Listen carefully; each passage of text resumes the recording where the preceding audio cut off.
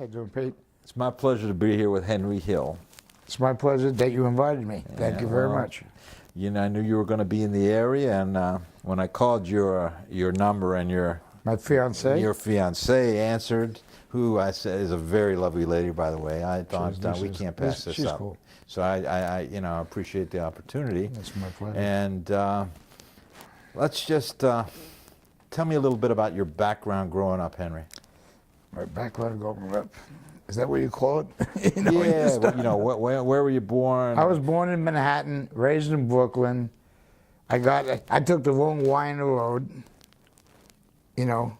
Yeah. Because I come from a nice Irish Catholic family, Italian Irish family, and I just took the wrong road. You know, my mother used to tell me, you know, she was Sicilian. She was born in Sicily, and I used to, you know. She just told me, your eyes are bigger than your stomach, Henry. And she told me, even when I was that big, you know, but I always hung out with my mother in the kitchen, you know, and of course I had to, I come from a family of 8, you know what I mean? And the only way I get close to Mom was, you know, Mom, what are you doing? I'm making meatballs. Help me make the meatballs. I'm frying, frying fish or whatever she was doing. And Henry, go to the store, get me this, and I was fast. You know, and then these dudes moved in across the street. They owned the limousine and cab company. Right? They used to run all the floating crab games, you know. And I used to wash their cars. That's how I started in that business, washing cars, believe it or not. I should have went to the car wash business instead of the business I went into with those dudes. Anyway, so I started washing cars for them, right? And they said, Henry, do me a favor. Yeah. Here's $5. Take this bag, don't open it, and bring it over to that building over there, you know, on the 2nd floor, the 3rd floor. I take the bag, run like a motherfucker, because you know, I didn't lose in a fucking bag, maybe it was a bomb or something, hand grenade. So I'd run over to the building, and that's how started, and that's what started my life in crime. When you know, I mean, it's a hell of a thing to say, but you know, as things escalated, you know, from, you know, I was about knee-high to a grasshopper at the time, and you know, but the money was good. I was making as much money as my father. You know, I was at, you know, the time I was 12 years old. You know, and things progressed. You know, I was asked to do more things, and you know, carry more bags and whatever. Dig a hole here, dig a hole. I don't know what the fuck I want a hole for. You know. And, you know, and these guys driving all brand new caddies with bimbo on each arm, you know what I mean? And that's intoxicating as a kid. And I thought I was poor, and I wasn't poor. You know, I was blue-collar, middle-class American kid. But I was dyslexic and HD, whatever, all those fucking diseases that they know now, they didn't know then. They got a word for them. Yeah, whatever, you know, and, you know, very hyper, you know, but I didn't learn shit in school. I didn't want to go to fucking school, and I did go to school, you know. I mean, I used to go to school, and, you know, even the fucking principal one day told me, I got a bad voice, right, and I can't carry a fucking tune, and my principal told me, shh, Henry, hum. Don't sing the national anthem. Imagine that. Imagine being told you can't sing the fucking national anthem. That so sucked. I mean, so you think I liked school? No, I didn't. And then when I went to school, I'd be sitting in the fucking corner looking at the wall because they thought I was a fuck up. They didn't understand dyslexia, this, that, or the other, you know, all the fucking diseases or whatever the name diseases, whatever the fuck I had. You know what I mean? It was just fucked up. So I didn't like school. You know, I didn't learn how to read or write. And I had 4 sisters that were older than me, all A students, you know. And they used to get on top of me too and smack me in the back of the fucking head, you know. Learn this. Yeah, okay. I didn't know the alphabet until I was like in my 20s. Honest to God, that's the truth. And it was fucked up growing up. But these guys gave me a lot of attaboys and a lot of money. You know what I mean, for doing nothing. I didn't think I was doing any fucking thing wrong. You know, honest to God. And so that was my childhood.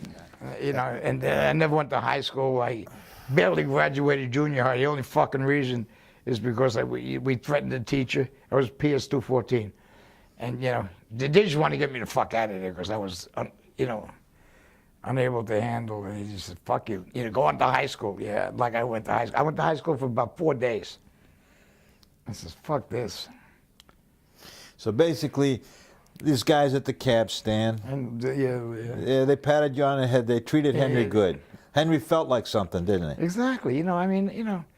And then I was so intoxicated by the lifestyle. Everybody driving a brand new Caddy or a Lincoln or a Chrysler, you know what I mean? And I told my dad didn't own a car.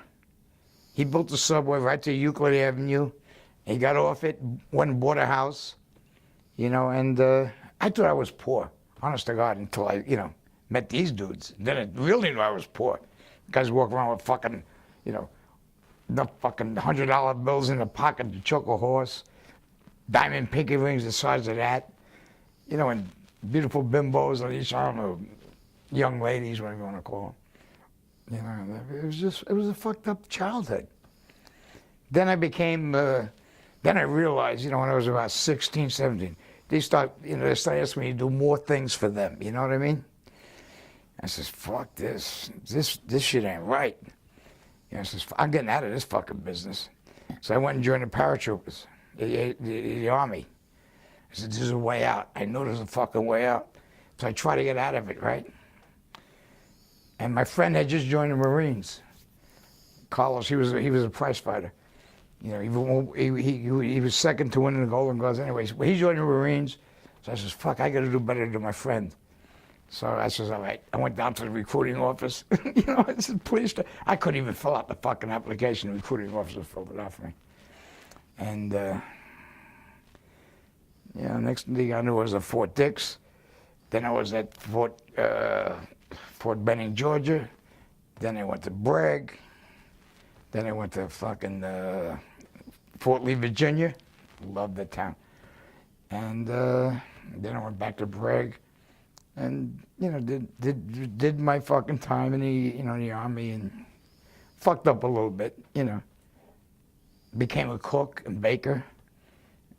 I don't know how to make candlesticks yet, but anyway, yeah, but anyway, it was the most fun I ever fucking had, because I never was a kid.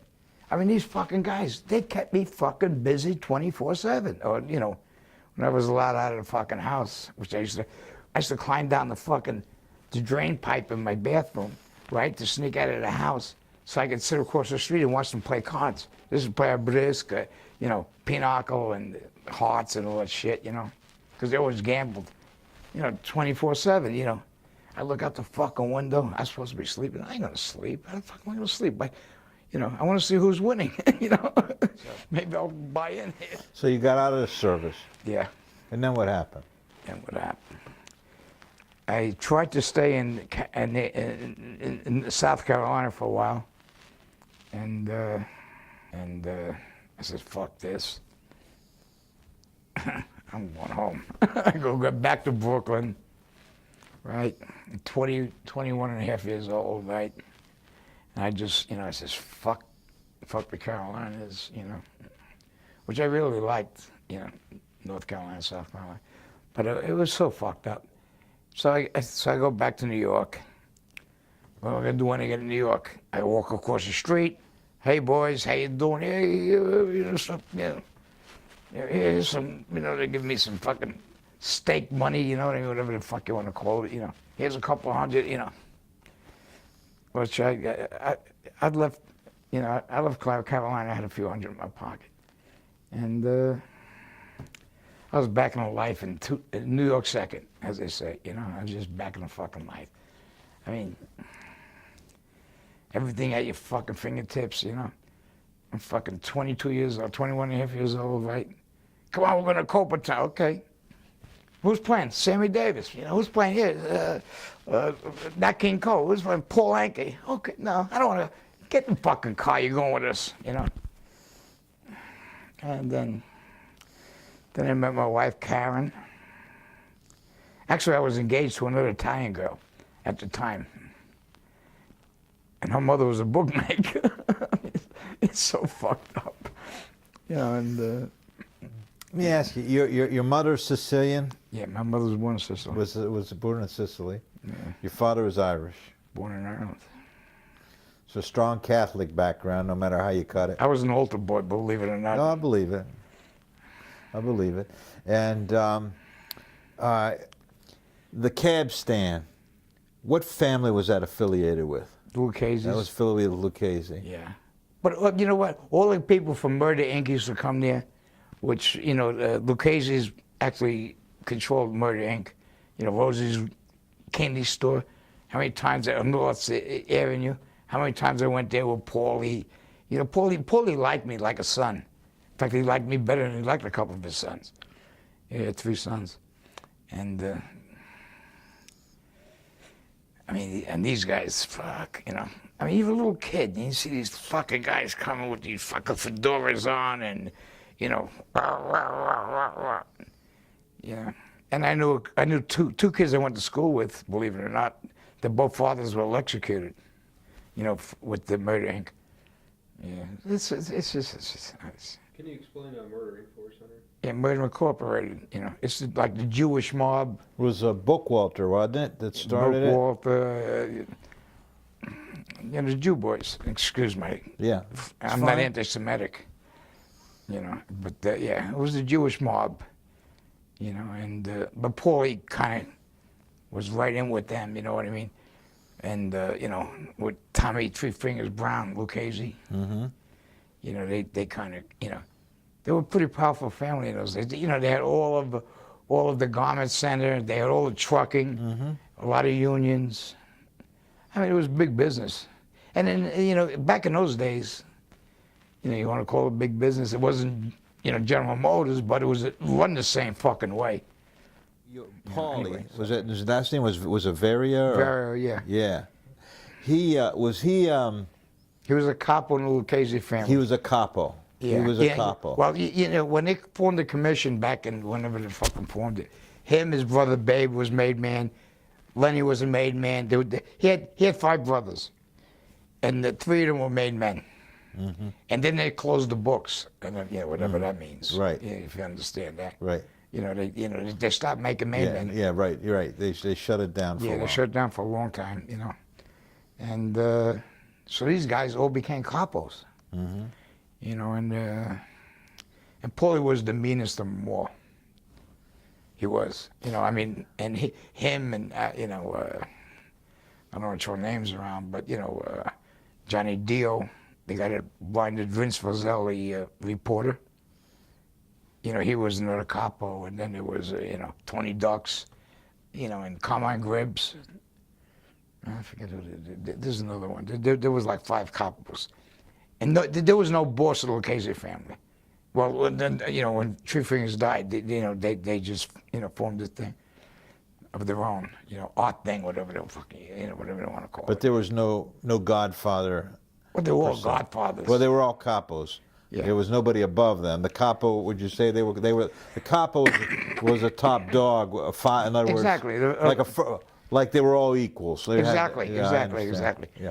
They have sit-downs every week. I used to go up to Pleasant Avenue, you know, Rayo's restaurant, when it was a little fucking, you know, piece of Italian joint.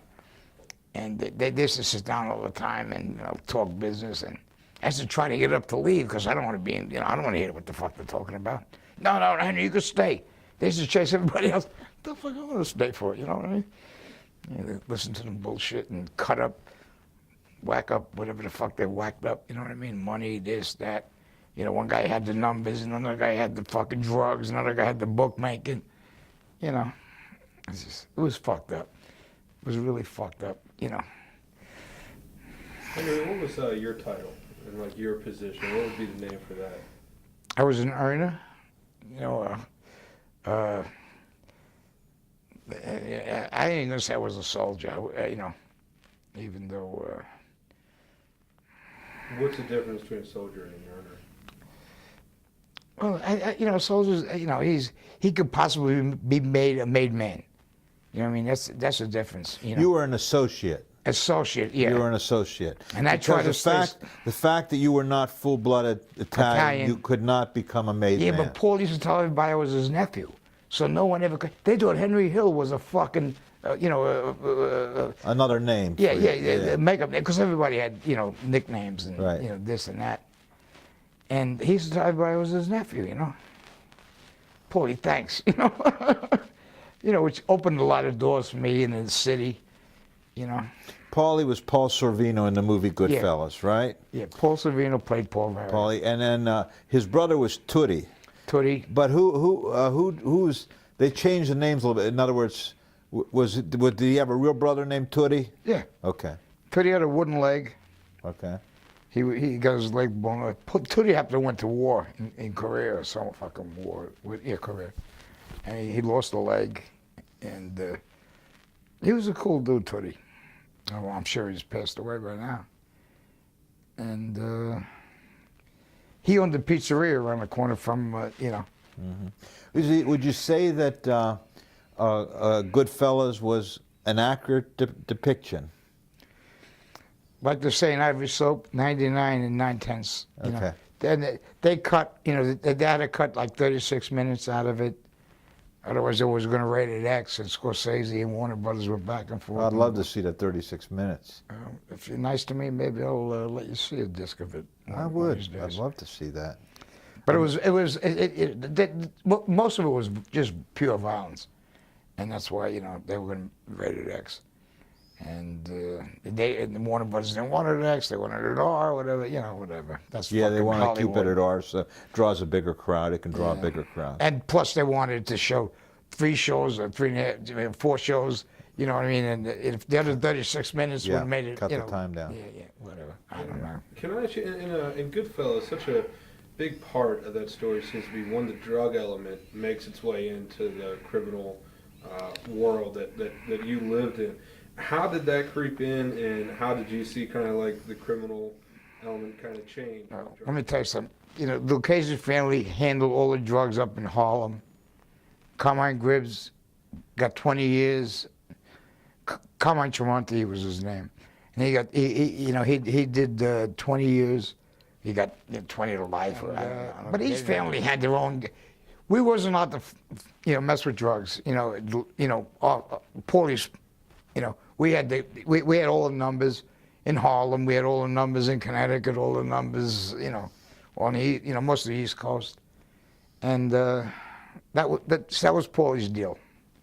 And the bookmaking and a couple of unions. The Mason tenders, 3 or 4 different unions. And that was big back in those days because you had a voting block. So you had people that wanted to get into politics.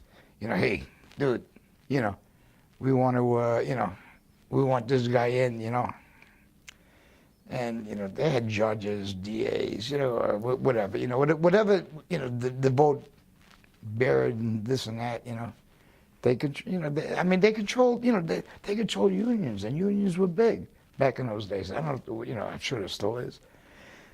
But that's how they controlled it. We had Paulie, you had Tootie, and then you had Jimmy Conway. Jimmy Burke.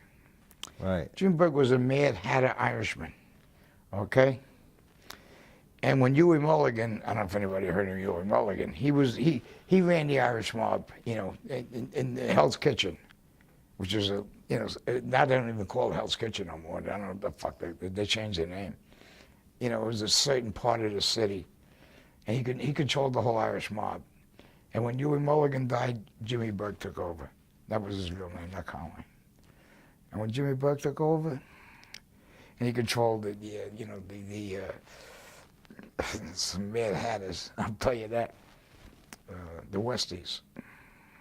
There's a couple of movies about them, and but they were pretty violent dudes, I mean, they did a lot of killing for Jimmy, All the Italian guys didn't want to get involved, so they called the Irishmen, It was a fucked up time. And the city was, Mayor Lindsay was, the Big Apple and, Fun City. I think it was called Fun City. I forget what they used to call it, but, but it was good days, and it was bad days. Then you had Jimmy Conway, and you had Tommy Simone. Tommy DeSimone. Tommy DeSimone. Joey Pesci in the movie. Yeah. What a psycho. In the movie, anyway. All those dudes were psycho. Stop me if I say the wrong thing, but they all were real homicidal. I mean, Tommy used to carry 2 pearl-handle pistols and put a notch in every guy he killed. And the last time he told me he was up to like 34, 36. I don't know. Tommy, please. You know, yeah, I don't want to know. Well, I tortured Tommy. Give me a fucking break, you know. Anyway, but they all were like that, the whole fucking crew. And then we was able to do anything we wanted to do because Jimmy was our boss. Well, you know, I mean, he was the head of our crew, and Paulie was the a capo. So it didn't matter what we did, and we can go all around the fucking city. We didn't have to report to no one because we weren't made guys. We weren't soldiers. You know, if you're a soldier, you got to report to the captain or the guy that the head of the family. So we just did what the fuck we wanted to. I mean, we ran like fucking wild Indians throughout the whole fucking city, and we made a lot of money. We made a lot of money. We ran JFK. That we ran. We took. We didn't run shit, but we knew everybody that ran it. So we made a lot of money. Robbed a lot of airlines. Every fucking airline we robbed was one bigger than the next one. You know what I mean? And just and hijacking. That was Jimmy's game. He loved to hijack. Hijack sometimes 2 trucks a day, full of razor blades, aspirins, Kotex, minks. It didn't matter. We took anything that was worth, and we knew to manifest. Before the fucking truck got out of the airport, we knew exactly where we was going to stop for coffee. We had a route, Watch, it didn't matter, Dunhill lighters, we took a fucking load of Dunhill lighters one time. I mean, come on. I wish I would have saved 0.5% of what the fuck I stole that out of the airport. Yeah, it was nuts. And what about Billy Batts? That's eventually what did Tommy Simone in, wasn't it? The murder of Billy Batts? No.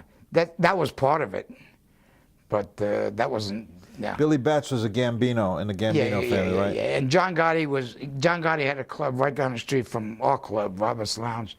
He was on 101st Avenue. He was on 115th, and Rockaway Boulevard.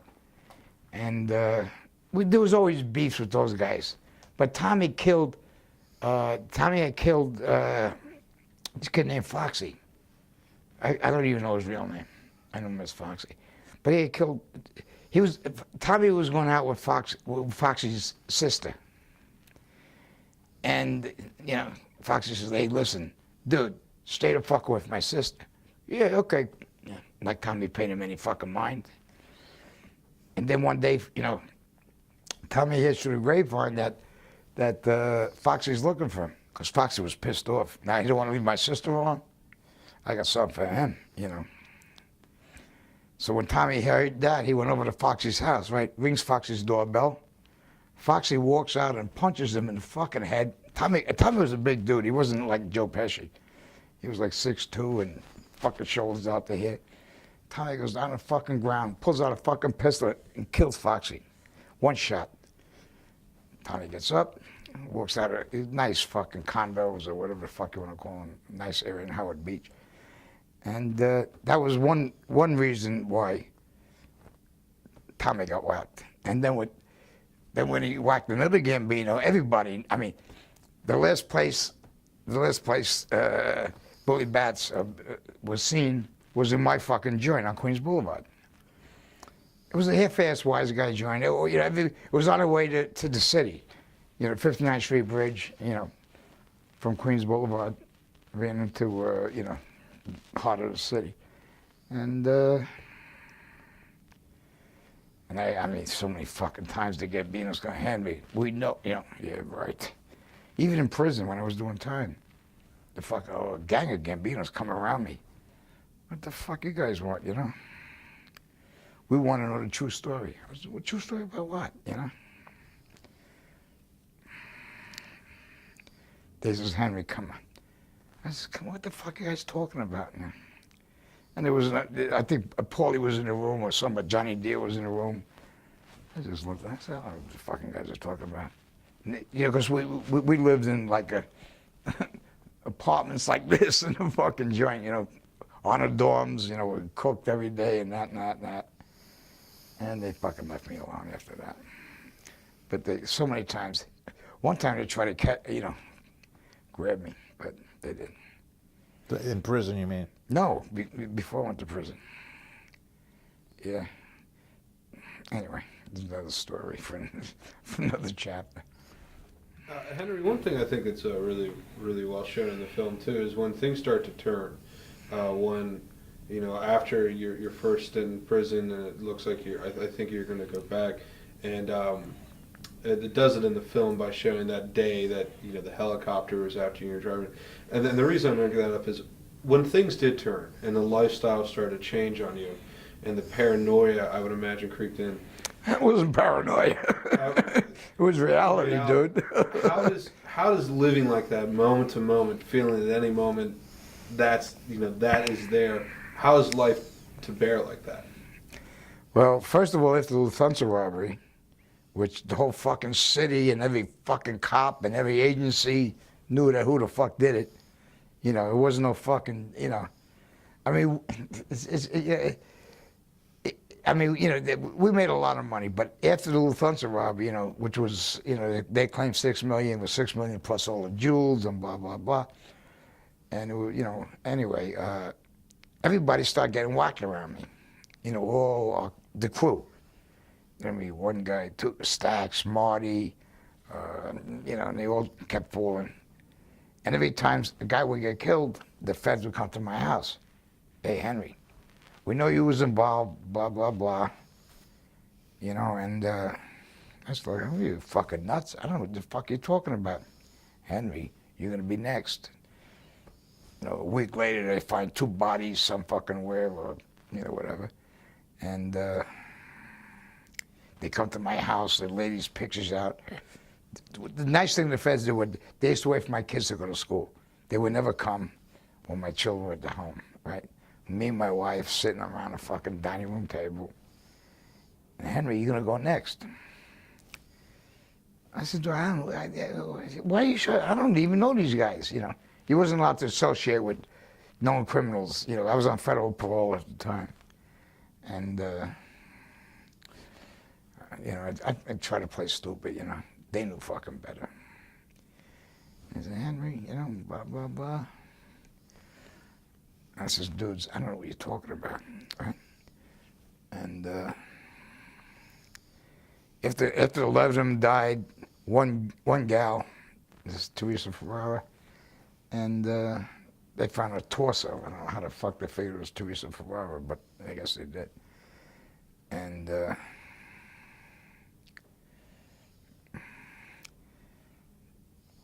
then I got popped. And in the movie, it showed it was cocaine. It was heroin. We was getting it from the Pizza Connection and blah, blah, blah.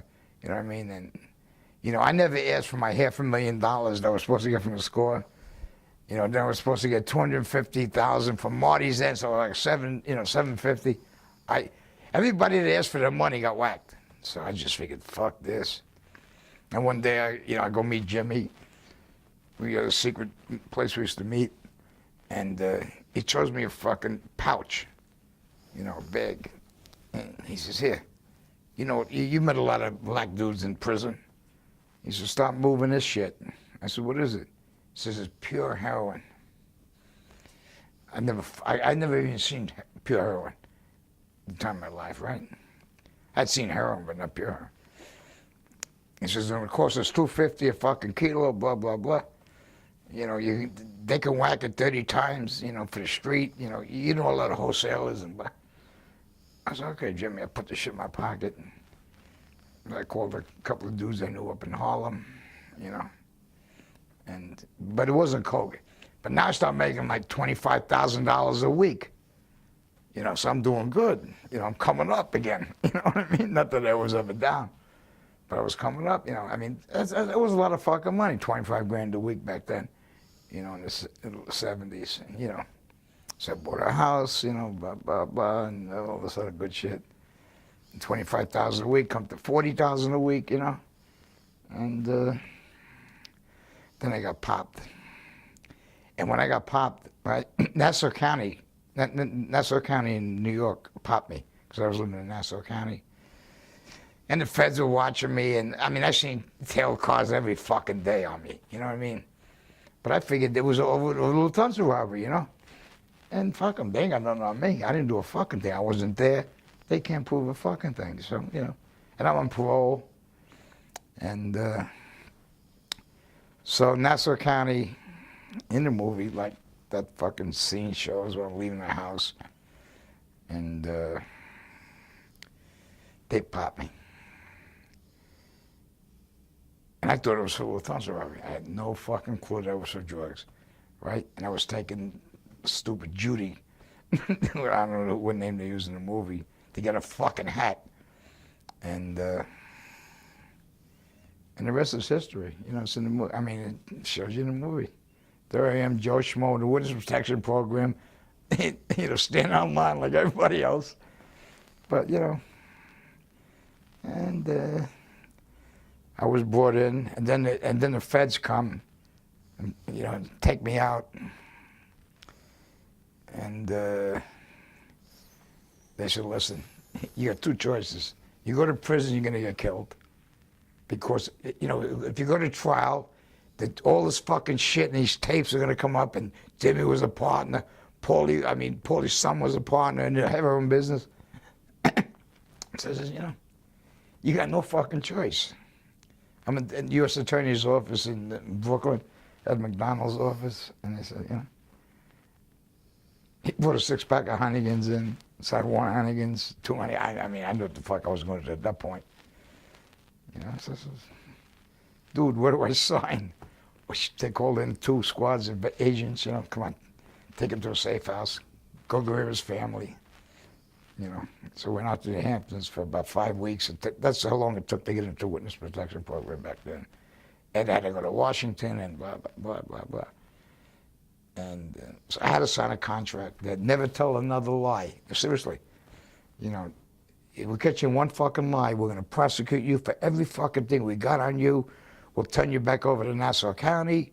They're going to, you know, you ain't going to see daylight, and you're going to get whacked anyway, because if you go to trial, all the shit's going to come out, you know, with the pizza connection and this and that and the other thing.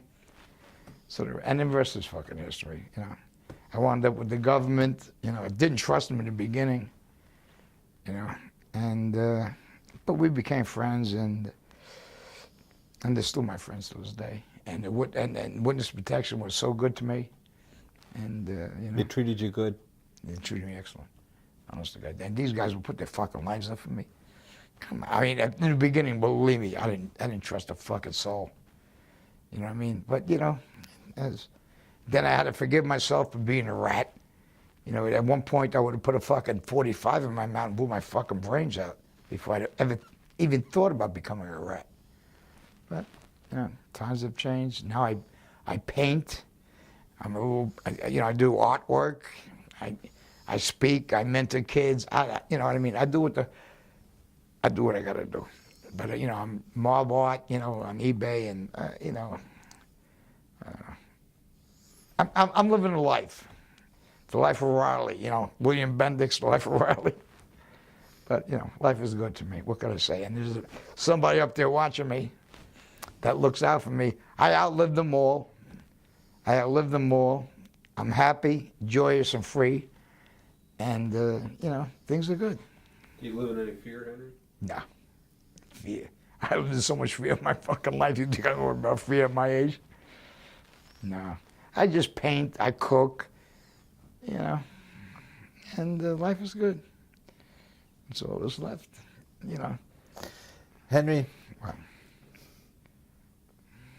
do you have regrets? yeah, I have regrets of the life I lived. I've been out of that world since, you know, since 27 years, or 28 years in May. May 5th, I think, was the day, you know, I officially went, you know, whatever, became a rat. What a joke, you know. I'm the happiest rat in the world. What made you turn on that? I know, you know, you weren't a made guy, you know, you didn't have the oath of omerta or murder or whatever it is or anything like that. But It was really a fear for your own life, wasn't it? Not my life. I didn't give a fuck if they fuck with me and kill me. You know, you live by the sword, you die by the sword. But they went after my wife. And I knew they would have took my kids and put them in a fucking refrigerator and put a chain around it and threw them in a fucking, you know. I thought that the mob used to be a code, hands off. The fuck out of here! Come on, that's such a fallacy. You ain't got no clue. Come on. So They're as actually, treacherous as any other fucking mob, like the Russian mob, like Colombians. Come on, dude. Don't get me started, okay? I need a drink. Fuck, please. But so in other words, is fear for your family life, for the life of your family, your wife and your kids. They went after my wife. I was supposed to meet him at the Gemini Lounge. That's where he. That was what's his the name? Westies, yeah. Yeah. That was Roy DeMeo's place. Yeah, exactly. The butcher shop. Exactly. We used to, you know, whatever. Yeah, bag here, bag there, bag and this stuff. Dude, please. I was supposed to meet Jimmy there. Like, I didn't fucking know the way he thought. You know what I mean? I was raised like this from those fucking people. You want to get me there? Yeah, okay, dude. I know what's on your fucking mind. This is after I got popped and get bailed out. You know? Fuck, you know, as they say in Jewish, not a Goysha cup. I wasn't a Goysha cup like a lot of people maybe think I am or thought I was. I was a Yiddish cup, and I knew exactly what the fuck was going on, you know. And I knew I wasn't going to that fucking place. Like a fool, I sent my wife, and he tried to fucking grab my old lady. She had a fucking car, and she bolted. And she had a pistol on her, too, by the way. She wasn't stupid, either. She was Jewish, 100%. You know, and it's just, you know... So you love it. You're living life now. You put all that behind you. Yeah. You're enjoying your life now. You got a great gal here. Seemed like Lisa. She's cool. She's all right. Sometimes. Yeah. When I drink a little too much, she tries to give me a backhand. Fuck her. I don't give a fuck. I'm drunk, so I don't feel until next morning. Yeah. But life is good. No, I mean. Yeah. So I don't recommend that life to any kid. I don't recommend any kid to do drugs. You know, I've been through it all. I used to do drugs. I don't do drugs no more. I still got a little problem with the booze. You know, I go to AA. Bend your elbow a little bit, huh? Yeah, a little bit. Before we discuss kind of your place now and the pain stuff, I just want to ask. One thing you said there I thought was really interesting. Cool. You live by the sword and you die by the sword. Well, that's the life. You know, that's the life. That's the life of crime. You want to fuck around, you're gonna get. You want. If any kid wants to fuck around and do that bullshit, well then you get yourself prepared to catch a fucking bullet or a fucking whatever you got coming. You don't break the fucking law. I break a law once in a while. I live in California, and you can't smoke.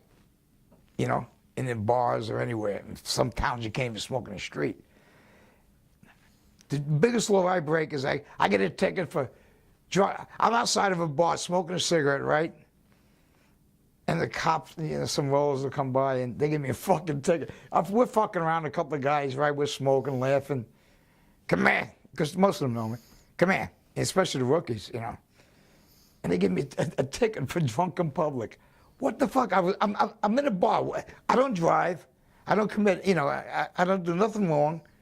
You know, I walk outside of a bar to smoke a cigarette, and I get a ticket for drunken public. I mean, you know, sometimes I watch the movie when it's on HBO or whatever the fuck it's on, and you know, I'm just so detached from that life today, so fucking detached from that life today, and I got such a good life, and anybody that even phantoms the idea of going into that fucking life, those kids are screwed up. They need to see psychiatrists, psychologists, or whatever the fuck, you know, go see Lorraine Bracco, you know, whatever. Just, you know, kids, don't fuck around with drugs, don't fuck around with crime, don't pick up a gun, unless you're in the Army, or the Marines, or the Air Force, or whatever the fuck, you know, you're doing. Just don't fuck around, kids. It's that simple. That's all I can say. And then I guess transitioning now, before we get into your activities now in the painting and your appearances, can you talk to us briefly about what was it like working on the film, meeting Martin Scorsese, working with those talents? I never met Marty personally. Spoke to him a lot on the phone. Bob De Niro I met, his kids, and and Pesci and Ray Liotta. Yeah, it was cool. Cool. I mean, I didn't know nothing about the movie fucking business, which sucks. Studio movies anyway, indies and independent films. But who knows? I don't know. It's How weird. do you think Ray Liotta did in your He should have been nominated for the Academy Award, but he wasn't. And he's a great guy, and he's a super dude.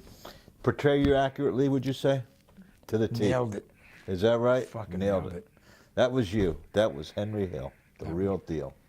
Okay. Are we finished? Yeah. I need a fucking drink. Okay. Well, before we get it, Do you want the paintings? absolutely, we're going to do that. We could take. I mean, if he really wants to put something down here. good. Okay, Henry. Right now, you can explain to us. This is what you're doing now. You're selling stuff on eBay, right? Mob art on eBay. Mob art. Okay. This is a taxi stand. This is Mr. Bloom's. He had the grocery store on the corner. This is Brooklyn looking into Manhattan. This is the Italian flag with a gun, and that's me. The rat. I don't give a fuck. I'm a proud rat. This is Are you in that? Hold up, Henry, so we can. this. Yeah, I'm digging a hole. Let's show it, Henry. This is Billy Bats. We're burying him. Uh-huh. This is Tampa when I got 10 years. Okay. Why, All right. This is where you guys were ready to feed that guy to the lions. Tampa for 10 fucking years. This is Lufthansa. Hold it, Henry. That's good, yeah. So you got 10 years for that thing with the lions? Believe it. Anyway. People can look you up on the web. They can buy your stuff on the web. Now let's say if somebody wanted to buy some of your mob art or mob artifacts, which I've seen you have on the web, they can go to eBay and then type in Henry Hill, I guess, right? Google me or whatever. Yeah. And you have a web page that they can access by. Yeah. What is your web address? Good morning, Henry at charter.net. Just go to eBay. There's a whole bunch of them. Yeah. And at least they'll handle it. Yeah. Well, I can't tell you what a pleasure it's been. So basically, thank you. Your message to young kids today: stay the fuck, do the right thing. Listen to your parents. If you got parents, if you don't got parents, then go find a mentor. Just do what you got to do. You know right from wrong, and right from wrong is you got a conscience, unless you're fucking a wacko. But just do the right thing, kids. That's all I want to say to the kids. They know what the fuck is right or wrong when it is big. Henry, thanks a lot. You're quite welcome. It's a pleasure. Thank my you for friend. having me. Take care.